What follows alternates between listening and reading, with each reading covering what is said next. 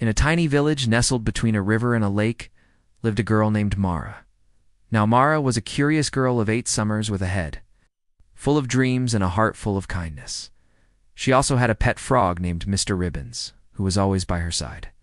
One day a tropical storm hit the village. Floods covered the ground where the children's school once stood.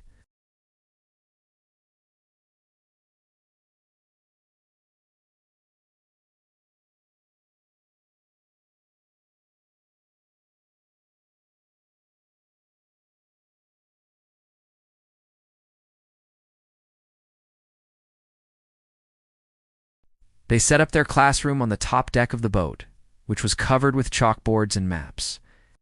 The desks were barrels.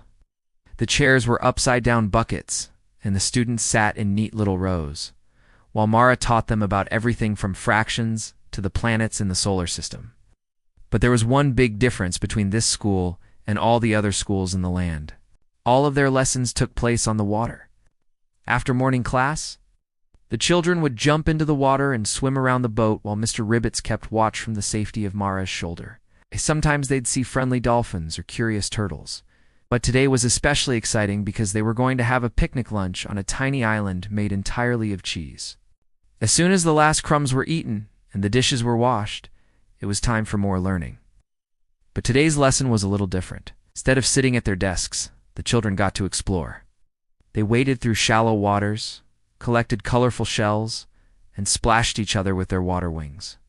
Then, as the sun began its slow descent towards the horizon, they gathered around a campfire and roasted marshmallows for s'mores.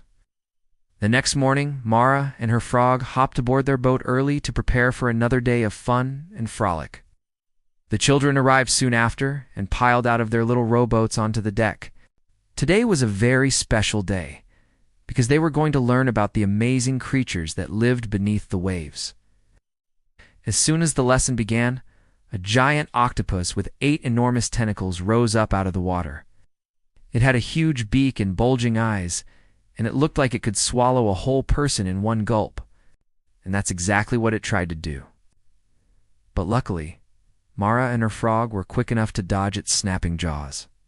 Then came the best part of the day, swimming with the fishes. As the children slipped into the warm water, Mara couldn't help but feel a sense of pride. Her floating school was a success.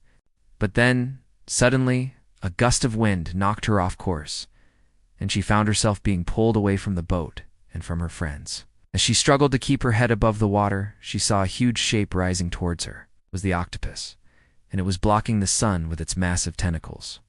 With a loud squelch, it opened its beak wide and swallowed Mara whole. Just when she thought she was going to be squished into a tasty snack, she heard a familiar voice. "Don't worry, Mara," said Mr. Ribbits. "I'll get you out of there." And with that, he jumped into the octopus's mouth and began tickling its tongue with his long, sticky tongue. The octopus went into a coughing fit, which caused it to shoot ink everywhere. Then, spluttering and confused, it released Mara from its grasp. The two of them swam back to the boat as fast as they could, and soon enough, they were safe and sound on the deck. Shaking and a little bit scared, Mara thanked Mr. Ribbits for saving her life. But then, out of the corner of her eye, she saw something even more amazing. In the distance, she could see a small whale, and it was lost and alone. Without hesitation, Mara grabbed her harpoon gun and set off to help. But to get to the baby whale, she had to pass through the whirlpool of forgetfulness. If she could navigate its swirling currents, she could free the baby whale and bring it home. But if she couldn't, well, no one ever remembered anything about the whirlpool of forgetfulness, and no one ever came back. And so Mara and Mr. Ribbits took a deep breath and sailed right into the center of the whirlpool.